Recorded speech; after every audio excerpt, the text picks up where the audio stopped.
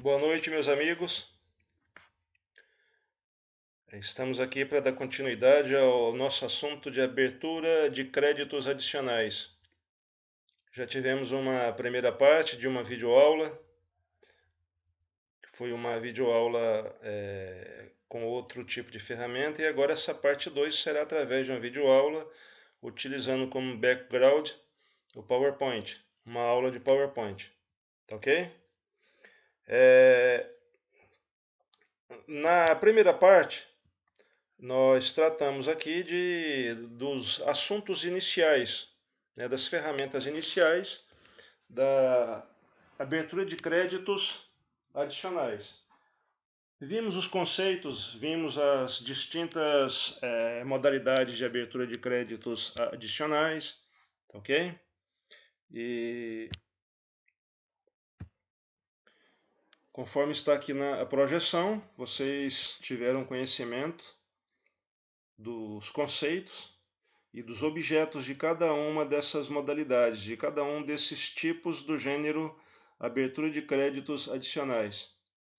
Créditos suplementares, que se prestam a reforço de dotação orçamentária, créditos especiais, que criam uma nova ou novas dotações orçamentárias até então inexistentes na lei orçamentária, e os créditos extraordinários, que são abertos em situações de excepcionalidades, como no caso de declaração de emergência, decretação de emergência, de estado de estado de calamidade, guerra, iminência de guerra e outras situações excepcionais.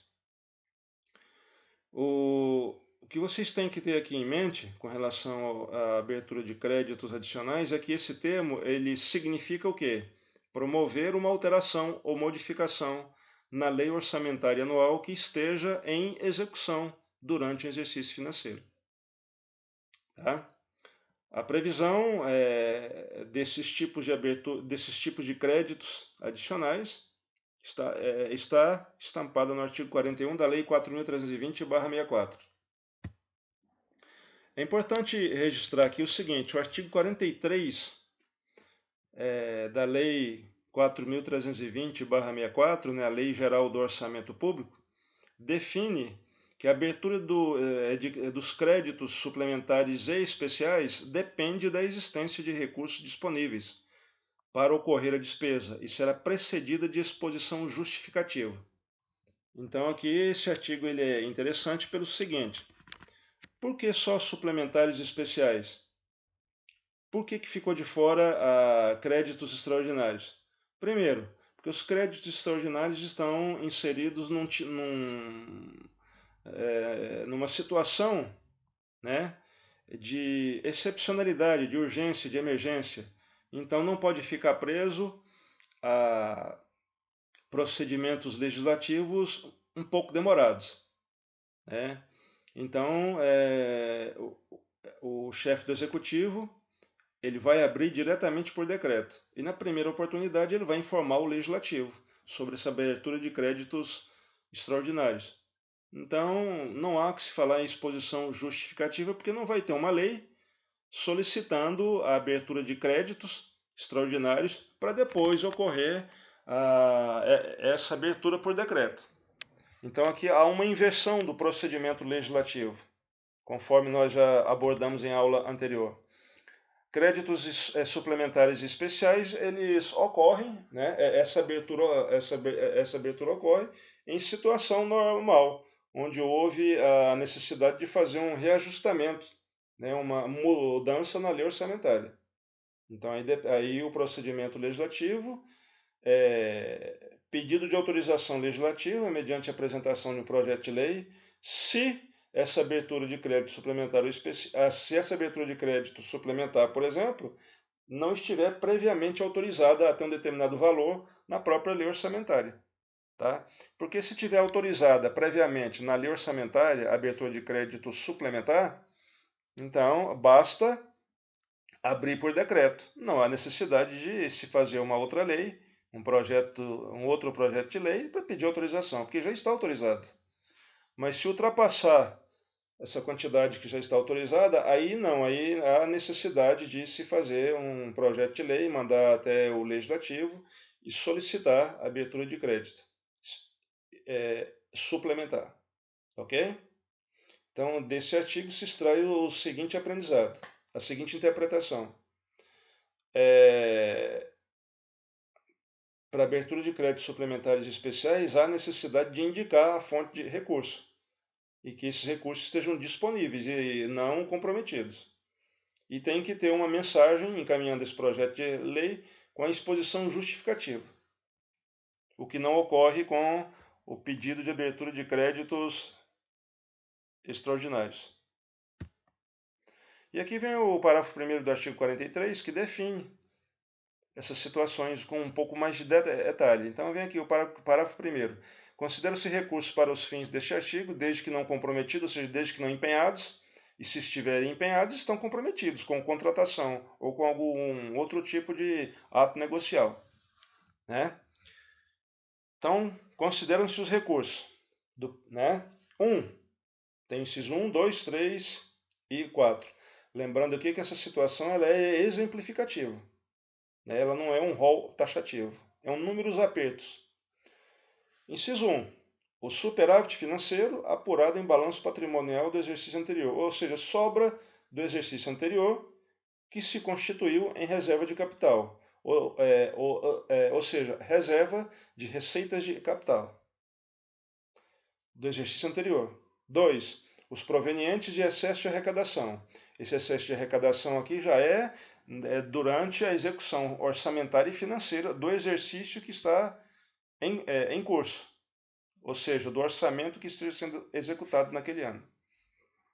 O excesso de arrecadação ele é considerado mês a mês, ok? Se previu a arrecadação X, se arrecadou 2x, ok? Então, houve excesso de arrecadação em um determinado mês. Isso pode ocorrer de mês a mês.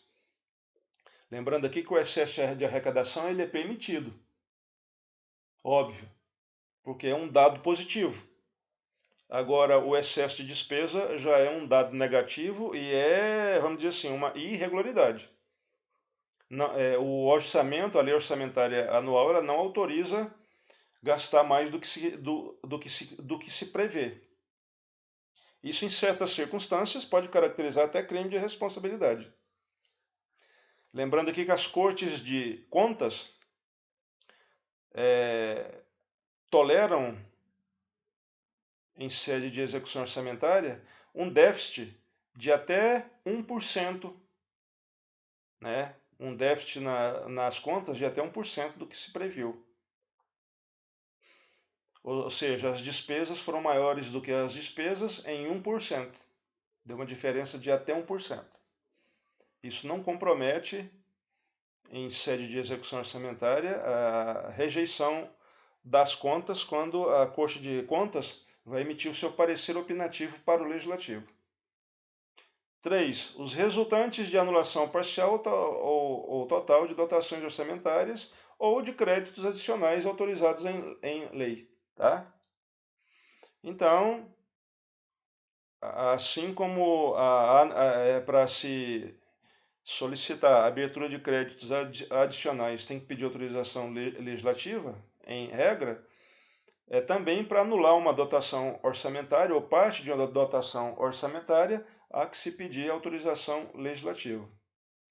4. O produto de operações de crédito autorizadas, em forma que juridicamente possibilite ao Poder Executivo realizá-las. Tá? Aqui, a possibilidade, por exemplo, de um chefe de executivo solicitar um reforço de dotação orçamentária mediante abertura de créditos suplementares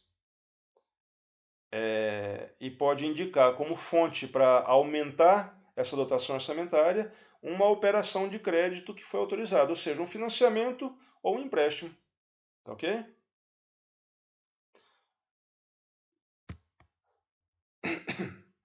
Aqui o parágrafo 2º do mesmo artigo, assim como o 3º, o 4º, eles partem para uma definição, para um pouco de esclarecimento com relação a essas fontes de recurso.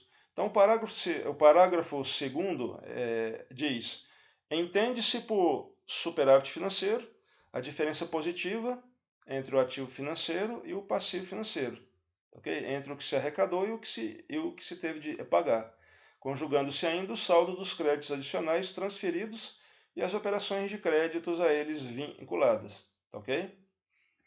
Ou seja, uma situação em que o município recebeu, por exemplo,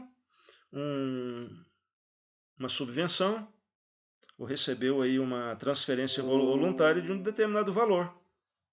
Tá? E outra situação também para a União, para considerar isso, ou para um Estado, o que se transferiu também aos municípios e se comprometeu com empréstimo ou financiamento para fazer valer essa subvenção, essa transferência para os municípios. Tá? Então tem que ser considerado. Entende-se por excesso de arrecadação, para os fins deste artigo, aquela que é feita mês a mês, né? O saldo positivo das diferenças acumuladas mês a mês entre a arrecadação prevista e a realizada, considerando-se ainda a tendência do exercício, ou seja, a projeção. Tem que dar uma avaliada também com relação ao cronograma mensal de desembolso.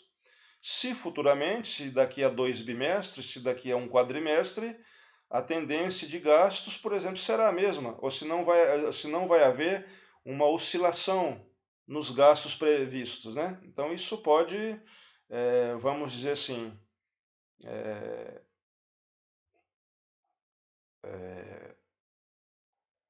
alterar essa tendência. De repente, se considerou os 3 primeiros meses com excesso de arrecadação, mas tem que avaliar. Nos 3 primeiros meses, no primeiro quadrimestre, por exemplo, há uma tendência de arrecadar mais porque entra mais IPTU, etc. Então tem que avaliar isso. Essa avaliação ela é feita com as projeções futuras, até o 12º mês do exercício financeiro, para se ter a certeza, para indicar como fonte de recurso o excesso de arrecadação. Ok? É bom avaliar também a situação da oscilação de arrecadação dos 2 últimos exercícios. Tá? Parágrafo 4º. Para o fim de apurar os recursos utilizáveis provenientes do excesso de arrecadação, deduzir-se-á a importância dos créditos extraordinários abertos no exercício. Tá? Então, nesse excesso de arrecadação tem que ser deduzido, tem que se retirar, tem que subtrair o que entrou naquele mês, ou naqueles meses, ou naquele trimestre, ou naquele quadrimestre, de recursos provenientes de abertura de créditos extraordinários autorizados. Muito bom. Então vamos aqui. Aqui nós temos um quadro que traça aqui o que? As diferenças básicas entre créditos suplementares, especiais e extraordinários. Então, os suplementares, vocês já sabem, destinados a reforçar a dotação orçamentária.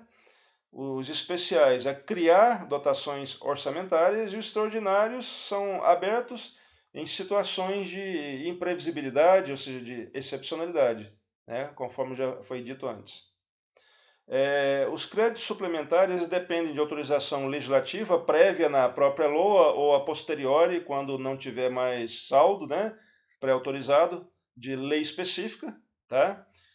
Uma vez autorizada a abertura de crédito suplementar ou especial, né, parte-se o chefe do executivo para fazer essa abertura através de decreto.